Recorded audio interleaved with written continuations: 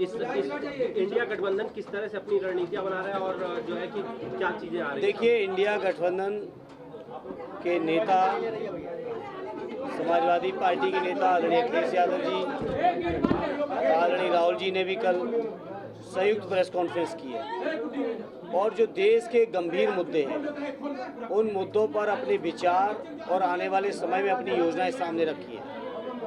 आज पूरे देश के लोग बीजेपी से निराश हैं और निराश इसलिए है क्योंकि 10 साल से लगातार झूठे वादे झेल के लोग परेशान हो चुके हैं, लोग उदास हैं। आप सोचिए कि 60,000 नौकरियों पे 60 लाख नौजवान बैठते हैं और बैठने के बावजूद परीक्षाएं निरस्त हो जाती हैं। अग्निवीर की योजना, जहां हम लोग फौजी भाइयों की नौकरियां लगती थी, उनका पूरा जीवन सुरक्षित होता था। आज केवल 4 साल के अंदर उनका जीवन असुरक्षित है।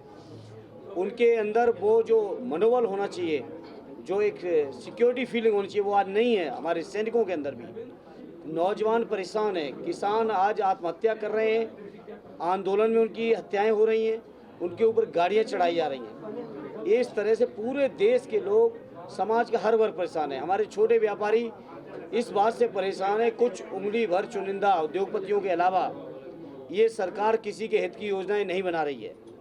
लगातार आपने देखा कि बीजेपी के लोगों ने किस कदर बड़े बड़े उद्योग घरानों पे छापे मरवा के ईडी, सीबीआई, इनकम टैक्स के छापे पड़े और 10 दिन, 5 दिन, 15 दिन के अंदर सैकड़ों करोड़, हजारों करोड़ बीजेपी को चंदा मिलता है। तो आज पूरा देश परेशान है।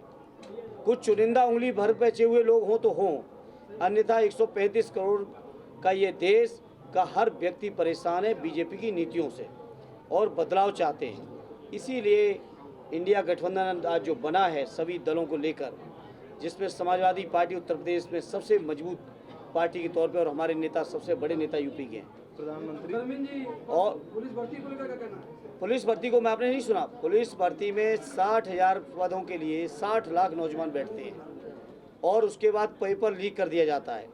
ये पेपर लीक कोई वैसा नहीं है कि ये सुनियोजित है सरकार की ओर से कि नौकरियां न देनी पड़े।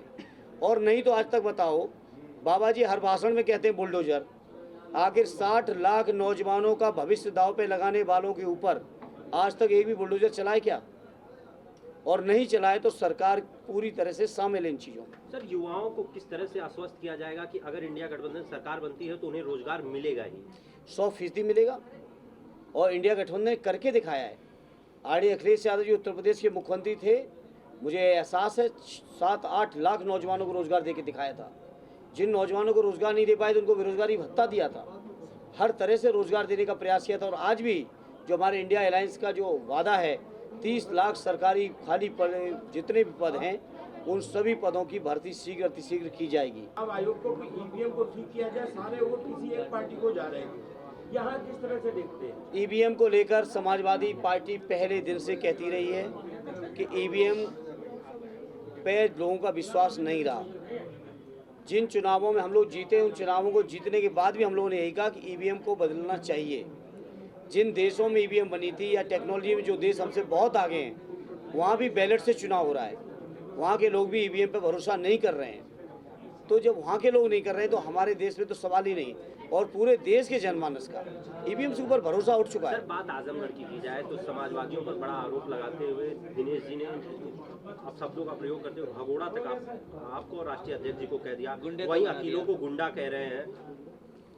अब इन सब बातों पे हम क्या बताएं? अब 25 मई को जनता बता देगी और 4 जून को परिणाम सुन लेना। इससे ज़्यादा मुझसे कुछ न कहलवाओ। जी, एक सवाल का जवाब दे दीजिएगा। एक साथी जेल में अरविंद केजरीवाल जी, तो उसको लेकर क्या कहना है? नहीं, अरविंद केजरीवाल साहब भी हैं, उधर हमारे हेमंत सोरेन साहब भी हैं और इंडिया गठबंधन के तकरीबन सभी दलों के लोगों के ऊपर ईडी, सीबीआई, इनकम टैक्स की एजेंसीज या दिल्ली पुलिस की या केंद्र सरकार की एजेंसीज लगातार इस बात के लिए प्रयासरत हैं कि हमारे नेतागण प्रचार प्रसार में ना पाएँ।